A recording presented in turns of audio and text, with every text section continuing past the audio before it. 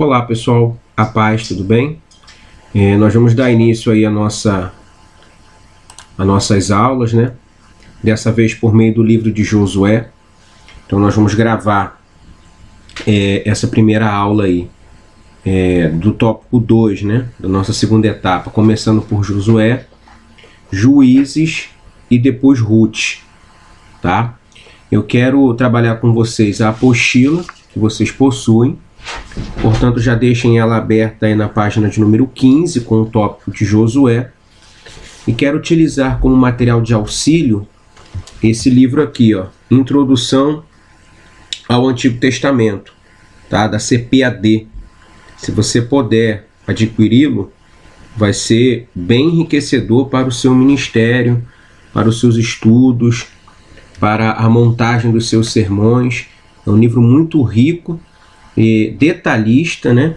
E que vai ofertar a possibilidade para vocês discutirem bem algumas informações que são relevantes a todo o Antigo Testamento. Então, sem mais delongas, vamos iniciar aí a nossa aula. O primeiro slide que eu quero trabalhar com vocês é quem foi Josué, né? Quem foi esse personagem aí tão rico em ações, em histórias.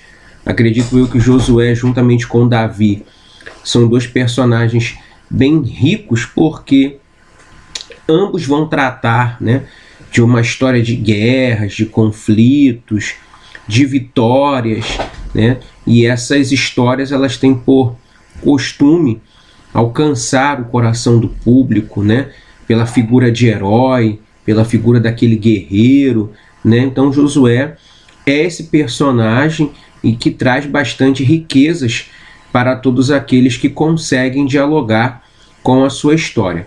Mas quem foi Josué? De acordo com a sua apostila, vai dizer o seguinte: Josué pertencia à tribo de Efraim, segundo o livro de Números, capítulo de número 13, versículo de número 8. Né? Que tribo de Efraim era essa? Efraim era o filho mais novo de José, tá?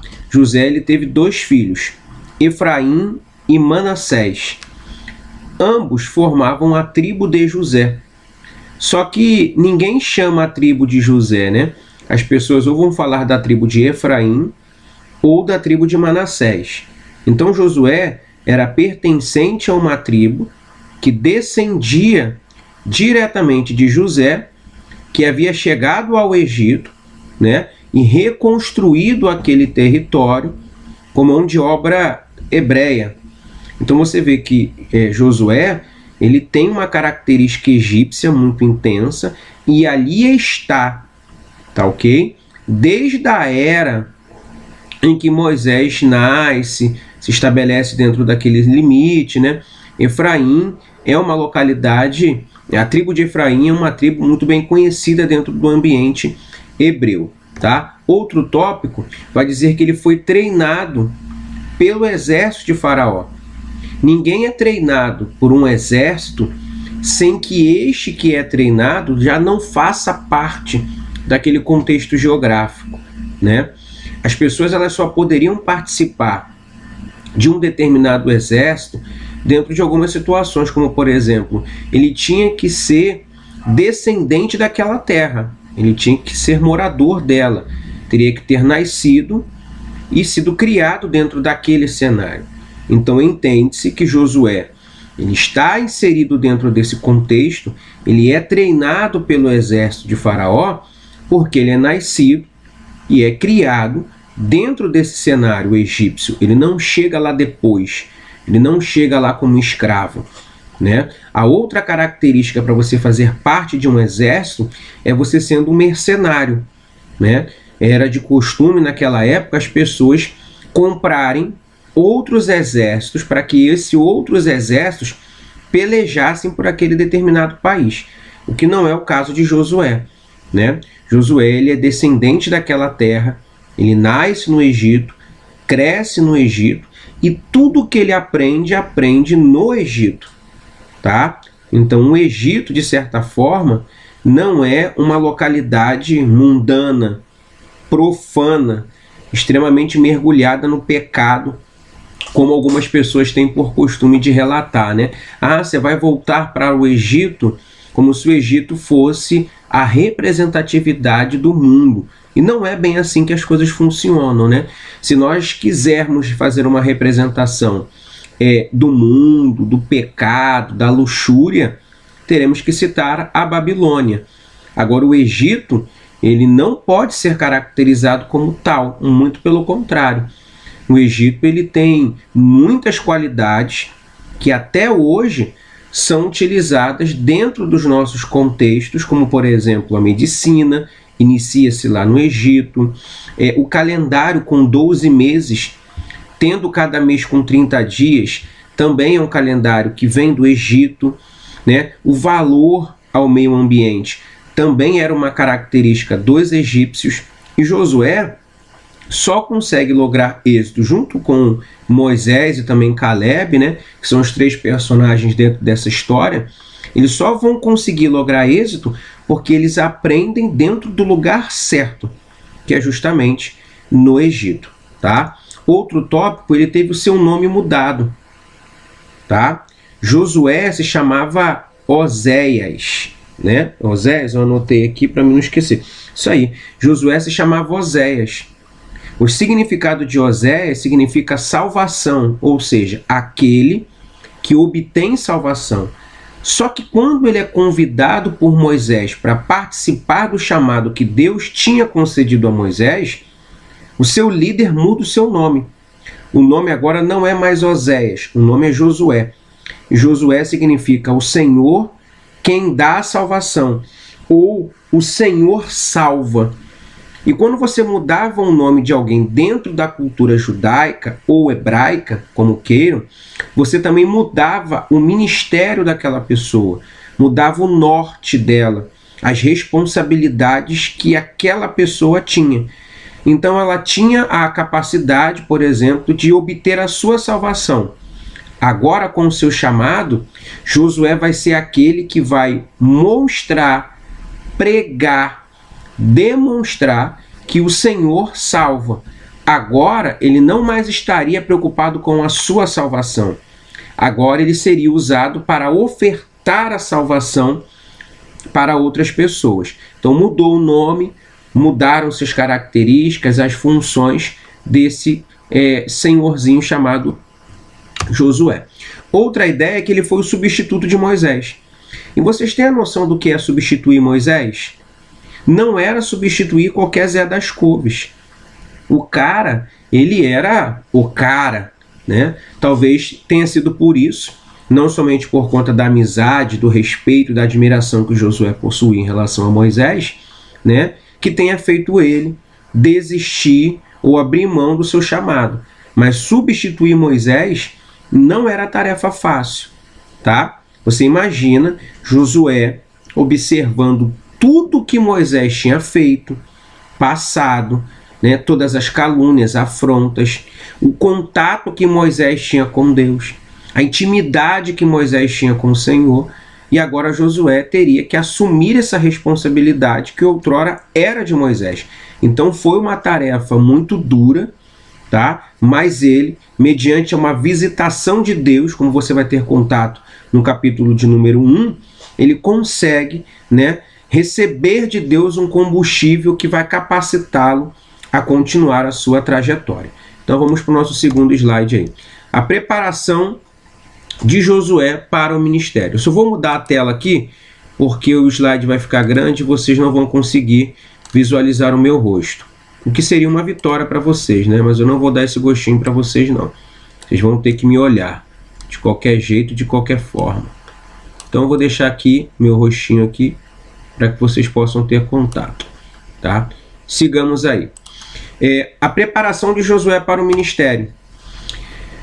Segundo o Êxodo capítulo 17, versos 9 ao 14, Josué liderou a batalha vitoriosa contra os amalequitas. Então vamos analisar que Josué não estava um belo dia sentado na sua cadeira de balanço ou deitado na sua rede e Deus vai lá e chama o camarada para assumir o lugar de Moisés. Não foi assim. Josué ele teve uma preparação Deus preparou Josué para o chamado que ele tinha para com ele. Moisés, quando é chamado, não sabia que ele não entraria na terra prometida, tá? Mas Deus sabia. E por olhar lá na frente, Deus já começa a capacitar um substituto para Moisés. E esse alguém era Josué. E olha a preparação que esse cidadão passou. Primeiro, Josué ele liderou uma batalha vitoriosa contra os amalequitas. Os amalequitas foi durante muito tempo uma pedra no sapato de Israel. Era um exército extremamente forte, né, capacitado para a guerra, como todos os povos daquela época o eram. Israel não tinha, por exemplo, armas de ferro, pessoal, né? Isso era uma qualidade que somente os outros povos possuíam. Para você ter noção, Josué liderava um exército que ia para a guerra com um pedaço de pau e pedra, porque eles não tinham armamentos necessários para vencer os seus inimigos. Os amalequitas, principalmente os filisteus, eram exércitos que dominavam a arte de confeccionar a espada. Então, se tinha um exército forte dentro daquele cenário, eram os exércitos que possuíam material bélico para a guerra muito maior. Era como se nós tivéssemos uma guerra hoje entre Estados Unidos, uma potência mundial, e o Brasil. A derrota seria certa, né? O Brasil iria ali com um fuzil FAL 762, velho, enferrujado, e os Estados Unidos viria com uma arma de aniquilação mundial. Uma bomba que Estados Unidos lance sobre o exército brasileiro destrói tudo. Era mais ou menos esse tipo de diferença entre o exército de Deus e o exército inimigo. A diferença era que nós tínhamos Deus, eles não tinham. E se o povo andasse em fidelidade com Deus, a vitória seria certa, tá? Êxodo 24, versículo 13, vai dizer que Josué, servo de Moisés, acompanhou Moisés ao monte de Deus. Você também vai ter uma conferência lá em Êxodo 32, 17. Lembra do encontro de Moisés com Deus no Sinai, né? Ali, por exemplo, é ratificada a aliança que Deus tem com o povo hebreu. Esse povo ele é retirado do Egito com mão forte, tá? E 3 meses depois deles serem retirados do Egito, eles têm um encontro com Deus no Monte Sinai. Nesse encontro com Deus, Deus vai fazer aliança, tá? Vai disponibilizar ao povo aquilo que nós conhecemos como as 2 tábuas da lei, contendo os 10 mandamentos. E naquele contexto, você vai ver o monte fumegando, né? As trombetas soando, o povo com medo. O povo chega a falar para Moisés o seguinte: vai você, porque nós estamos com medo. E Moisés foi. Quem foi com Moisés? Josué. Josué estava todo o tempo. Então, Josué acompanhou a intimidade que Moisés tinha com Deus. Sabia exatamente quem era Deus. E por isso tinha temor e tremor. Porque sabia que Deus era um Deus de misericórdia, mas acima de tudo, era fogo consumidor. Números capítulo 11, versículo 28, vai dizer que Josué foi auxiliar de Moisés desde a sua mocidade. Então Josué estava acompanhando desde novo, né, Moisés. Com isso teve a sua qualidade, né, o seu processo educacional aos pés de Moisés. Outra ideia aí é que Josué, juntamente com Caleb e 10 outros, espiaram a terra de Canaã. Somente ele e Caleb tiveram uma palavra de incentivo, tá? Isso a gente vai trabalhar um pouco mais à frente. E o Espírito Santo habitou em Josué. Foque nessa ideia, que o Espírito Santo habitou em Josué. Habitar nos traz a conotação de uma moradia constante, o que não era comum no período do Antigo Testamento, nem na vida dos profetas. Como é que funcionava o sistema? O Espírito do Senhor descia sobre o profeta comunicava, né, a vontade ou a palavra de Deus, e depois esse Espírito voltava para o Senhor. O Espírito não habitava no profeta, o Espírito Santo usava o profeta. Só que no caso de Josué, o Espírito Santo veio e ficou. habitando em Josué, como é no caso nos nossos dias. Nós somos templos do Espírito Santo e, como tais, né, fazemos do nosso corpo a moradia constante do Espírito Santo de Deus. Então, olha a característica de qualidade que Josué possuía, né? Ele tinha uma intimidade com Deus muito mais elevada, por exemplo, do que aquelas que os profetas tinham dentro do mesmo cenário, dentro do mesmo contexto, tá bom? Sigamos aí.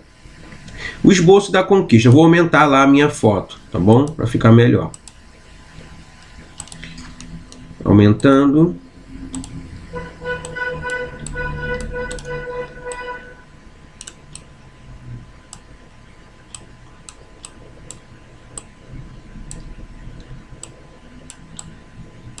Sigamos aí. Esboço da conquista de Canaã. Eu quero trabalhar com vocês aqui somente os 12 primeiros capítulos, tá? Que é o que vai nos interessar dentro desse processo histórico, já que fazer uma história de Israel é ser seletivo. Então eu quero ser seletivo no livro de Josué, trabalhando com vocês os 12 primeiros capítulos, tá bom? Os 3 primeiros capítulos eu vou utilizar, os 12 eu vou utilizar esse livro aqui, tá bom? Como eu já disse a vocês. Introdução ao estudo do Antigo Testamento. O capítulo 1 vai trabalhar a ideia de Deus encorajar o líder. Vocês conhecem o texto bíblico, né, melhor do que eu, e no texto vai dizer que Josué estava depressivo, né, alojado num canto, e sem saber o que fazer, por conta da perda do seu líder Moisés. A Bíblia vai nos dar informações nos capítulos anteriores, principalmente nos capítulos que encerram o livro de Deuteronômio, né, que Josué já tinha recebido o chamado, já tinha recebido a unção e já era entendido da parte de Deus, de Moisés e dele, de que Moisés não entraria na Terra Prometida, tá? E quem assumiria o lugar de Moisés seria Josué. Então já estava tudo, né, arrumado. A casa já estava organizada, as diretrizes já tinham concedidas. Só que quando Moisés morre, Josué não consegue lidar com essa dor da perda, né? Ele fica extremamente magoado, entristecido, né? Naquela época tinha-se por costume o jejum durar por 30 dias, e esse processo de jejum ele ia progredindo, né? De tempo em tempo. Por exemplo, a pessoa começava com uma dor muito intensa, vestia-se de pano de saco, chorava em praça pública, lançava, né, cinzas sobre a sua cabeça, e conforme os dias iam passando, eles iam reduzindo o fardo do luto, até que depois de 30 dias, eles tinham condições de viver a sua vida normal. E o povo já tinha conseguido viver a vida normal, só que Josué ainda estava em luto. E aí Deus desce, né, e emite uma verdade para Josué, dizendo: olha, meu servo Moisés é morto, né, a história acabou. Naquela época, por exemplo, uma verdade dentro de um contexto judaico até os dias atuais, né, a verdade para eles tem o poder de pôr fim a uma história e o início em uma outra. Então, quando Deus vem e fala: meu servo Moisés é morto, Deus está colocando ponto final em uma história para dar início a uma outra.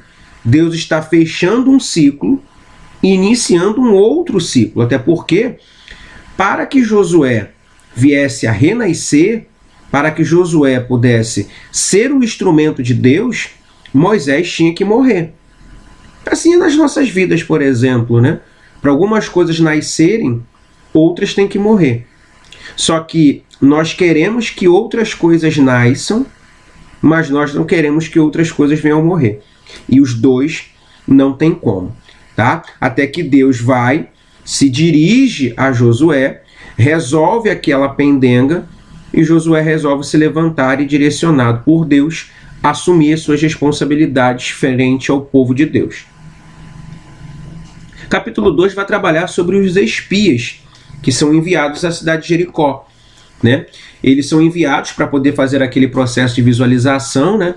Para saber como é que era a terra, se ela era boa, se não era. Tem aquele encontro com Raabe, ela protege, né, faz um processo de esconderijo para que esses espias tivessem condições de trazer a tratativa daquela terra, né? Então eles observam que a terra era boa, eles observam que aquela localidade era extremamente interessante, tá? Então eles vão lá fazer uma pesquisa de campo para poder identificar aonde estão os inimigos, de que forma eles deveriam fazer, como eles deveriam agir, para que aí assim eles tivessem condições de prosperar. O capítulo 3 vai trabalhar sobre a travessia no Jordão. E aí que está algumas questões que vão ratificar o ministério de Josué frente àquele povo. Tá? Porque o mesmo povo que Josué está liderando agora era o mesmo povo que Moisés outrora liderava. E aí surge aquele problema, né? Vamos ver até onde esse Josué vai. Será que ele é bom mesmo? Será que Deus é com Josué assim como era com Moisés? Sempre fica aquela pulga atrás da orelha, né? Sempre fica aquele ponto de interrogação.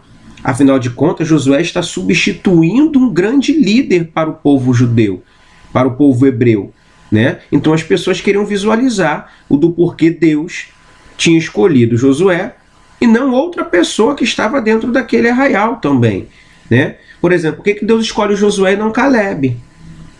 Então as pessoas queriam ver a qualidade do ministério de Josué e Deus se propõe a mostrar para as pessoas que Deus era com Josué, assim como era com Moisés. Eu vou ler um trecho do livro aqui que está escrito assim.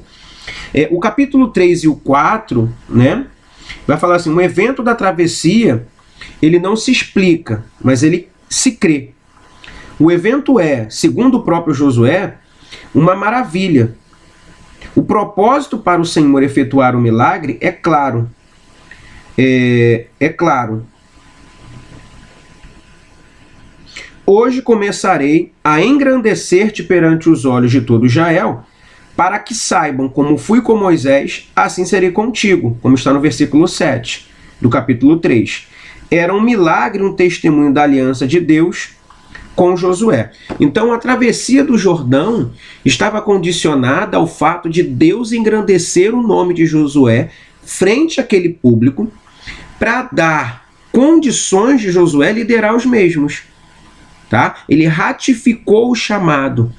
Era uma forma de Deus mostrar para as pessoas o seguinte, assim como eu fui com Moisés, eu sou com Josué, respeitem ele, porque caso contrário, eu, Senhor, vou me manifestar unindo vocês. Então a travessia do Jordão foi uma forma de Deus engrandecer, não o nome de Deus, mas a liderança de Josué. A partir daquele momento, o povo que estava sob a liderança de Josué entendeu, esse camarada está cheio de Deus. Tá? O capítulo 4 ainda está condicionado à situação do engrandecimento de Josué, do seu ministério. O capítulo 5 vai trabalhar sobre a teofania do príncipe do exército do Senhor, que é quando o príncipe do Senhor se manifesta a Josué, né? E ali tem aquele discurso de Josué, né? Você é dos nossos ou é contra nós? Só que a ideia do príncipe do exército do Senhor é algo que nós chamamos de teofania, né? O que é uma teofania? É uma manifestação corpórea da própria pessoa de Deus. Tá bom? Quem era o príncipe do exército do Senhor? Era Miguel? Não, Miguel é o capitão da guarda do Senhor. O príncipe do exército do Senhor é o próprio Cristo. Então nós temos ali, no livro de Josué capítulo 5, o próprio Senhor descendo a Josué, se mostrando a ele, concedendo ao mesmo uma força ainda maior, uma confiança ainda maior. O Antigo Testamento ele é repleto das suas teofanias. Por exemplo, nós temos por diversas vezes o trecho da palavra dizendo que o anjo do Senhor se apresentou a fulano, a ciclano, a beltrano. Quem é o anjo do Senhor? Todas as vezes que vocês observarem a palavra o anjo do Senhor na tratativa bíblica, está se tratando do próprio Cristo. Todos os anjos foram criados, só que teve um que não fora. O anjo do Senhor não foi criado. Qual foi o único ser que não foi criado por Deus, mas que sempre existiu, segundo João? O próprio Senhor Jesus. Então o próprio Cristo se apresenta a Josué por meio de uma teofania. O capítulo 6 vai trabalhar a ruína de Jericó, que é quando Deus reúne o público, o povo dele. Né? Os historiadores vão dizer que Josué possuía um exército de aproximadamente 33 mil soldados. E naquela oportunidade, Deus manda Josué rodear a terra, né, por 7 dias em silêncio. Soldado não caminha, soldado marcha. Né? Então Josué começou a, juntamente com o seu exército, executar uma ação forte contra um solo. A geografia bíblica e a arqueologia bíblica, elas vão nos dar informações de que aquele solo aonde as muralhas de Jericó tinham sido construídas era um solo inadequado para a construção de uma muralha com tamanhas proporções. Então Deus dá a ordem, execute uma ação contra o solo, porque Deus fala para Josué separar somente os homens de guerra. Não fora todo o público, foram somente as pessoas que faziam parte do exército. E soldado marcha, executa uma ação forte contra o chão. Solo esse que não era preparado para suportar uma grande construção e que estava constantemente sofrendo um abalo. No término desse abalo, uma parte da muralha ela afundou num solo inadequado e o público passou para tomar posse daquela terra chamada Jericó. Tá? Isso se chama estratégia de guerra. Sigamos aí. O capítulo 7 vai trabalhar sobre a derrota dos israelitas. Né? Vocês sabem que depois que eles entram na cidade de Jericó, eles precisam tomar agora a cidade de Ai. Só que quando eles entram em Jericó, Deus ordena que eles não viessem a tomar posse de absolutamente nada da cidade de Jericó. Era comum naquela época você obter os despojos de guerra. Você invadia uma cidade, vencia aquele exército e tudo que estava dentro daquele território pertencia a você. Por isso vem aquele termo, um jargão gospel que a gente muito utiliza, né? Que quanto maior a guerra, maior a vitória. Justamente por conta disso. Quanto maior era o exército que você vencia, maiores eram seus despojos. Só que Deus, dentro dessa característica, fala para o povo: não peguem nada de Jericó, queimem tudo. Acã, o abençoado, vai lá e pega uma capa babilônica e leva para dentro da sua tenda, que estava dentro do território do povo hebreu. E enterra ela dentro da sua tenda. O que Josué faz? Não está sabendo de nada.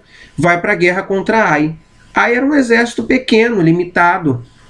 Josué utiliza as mesmas características, né? Envia os espias, eles vão visualizar o poder bélico desse público e entende-se que eles não tinham muita capacidade de guerra. Josué envia poucos soldados, porque a vitória ela era fácil, porém, com o pecado de Acã, se tornou uma derrota. Logo nós entendemos que quando as coisas não estão dentro daquilo que Deus quer, daquilo que Deus pede, por mais que a vitória ela seja fácil, você perde.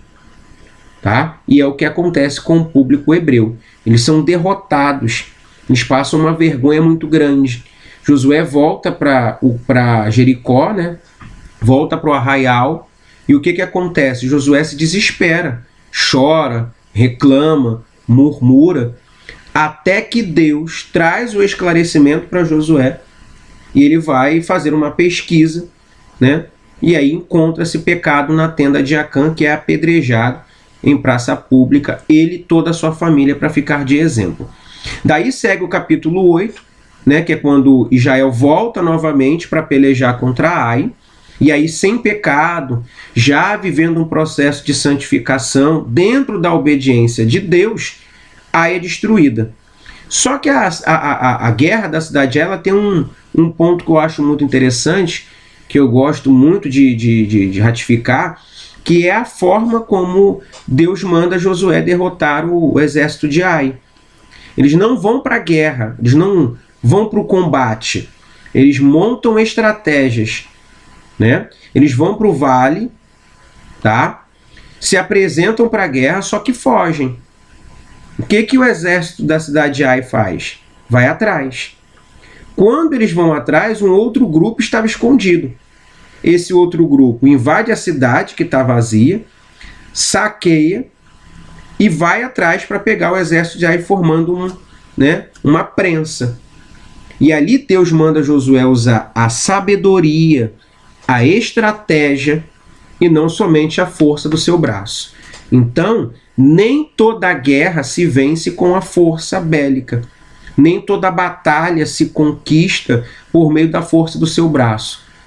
Há momentos na sua vida que a vitória vai vir por meio da inteligência, da sabedoria, da estratégia de se escolher a melhor forma de se pelejar e de se batalhar. No capítulo 9 vai trabalhar a sagacidade dos gibeonitas. Aí Josué tem um erro muito grave, né?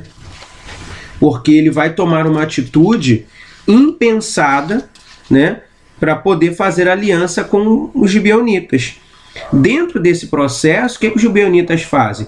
Se aproximam de Josué, se apresentando como outro público, como uma outra raça, fazendo uma imagem de coitados, de pessoas que estavam precisando de auxílio, passando por necessidades. E aí Josué, ele não consulta a Deus, como diz o versículo 16, estabelece uma aliança com os gibeonitas, tá?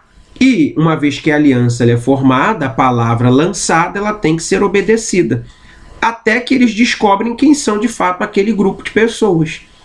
E aí quando eles descobrem, aí já era tarde demais, né?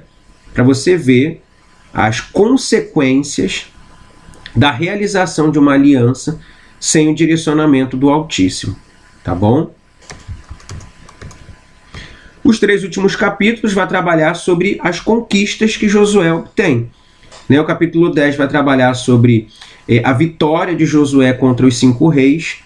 O capítulo 11 vai trabalhar uma história bem ampliada sobre todas as vitórias de Josué. E o capítulo 12 vai fazer uma comparação entre as conquistas de Moisés e as conquistas de Josué. Creio eu que a maior conquista de Moisés, né, foi fazer com que o povo continuasse acreditando que existia a possibilidade de entrarem na Terra Prometida. Afinal de contas, foram 40 anos no deserto, né, e Moisés liderando aquele público. A de Josué teve sim a sua importância, né, mas na maior parte das vezes Josué lutou contra um inimigo visível, né, e em que ele tinha que combater. Porque o pior inimigo que se tem a enfrentar são os inimigos que estão dentro do nosso arraial, como Moisés, por exemplo, enfrentou, né? Os inimigos deles estavam dentro do arraial e não fora. Então, para nós terminarmos esse slide, final da vida de Josué, né? Ele faz um desafio, né? Ele desafia o povo a escolher entre servir aos deuses ou a Deus. Ele faz o exemplo pessoal, dizendo que eu e minha casa serviremos ao Senhor, e uma interação por meio do diálogo. Josué interage com o povo, incentivando-o a tomar uma decisão e a professá-lo publicamente. Josué, quando ele observa que o findar dos seus dias está chegando, ele convida o povo a uma assembleia geral, explica para essas pessoas que os territórios eles não estavam dominados por completo, existiam ainda localidades que o exército hebreu, né, liderado por Josué, não tinha conseguido expulsar. Então existiam muitas práticas idólatras ainda dentro da cidade de Canaã, né? E essas pessoas que estavam sob o domínio de Josué precisavam entender se eles iam querer continuar servindo a Deus depois da partida de Josué ou servir aos deuses desses públicos que ainda se encontravam em Canaã. E aí Josué fala, olha só, eu não sei o que vocês vão fazer, eu sei o que eu vou fazer. O que eu vou fazer com a minha casa é continuar servindo ao Senhor. Se vocês vão continuar ou não, eu não sei. Eu sei que eu vou dar o meu exemplo. Eu e a minha casa vamos servir ao Senhor. De modo imediato, né, com essa atitude, ele faz um processo de interação. Porque depois dele pronunciar o seu discurso, o que o povo fala? Serviremos também ao Senhor Deus Todo-Poderoso. Amém, meus irmãos? Então, esse pequeno resumo do livro de Josué está lançado para vocês. Espero que tenha sido esclarecedor, produtivo, tá bom? E que vocês possam fazer bom uso desse material e vamos seguir para os nossos próximos estudos, dessa vez por meio do livro de Josué, de Juízes, tá bom? Deus abençoe, em nome de Jesus.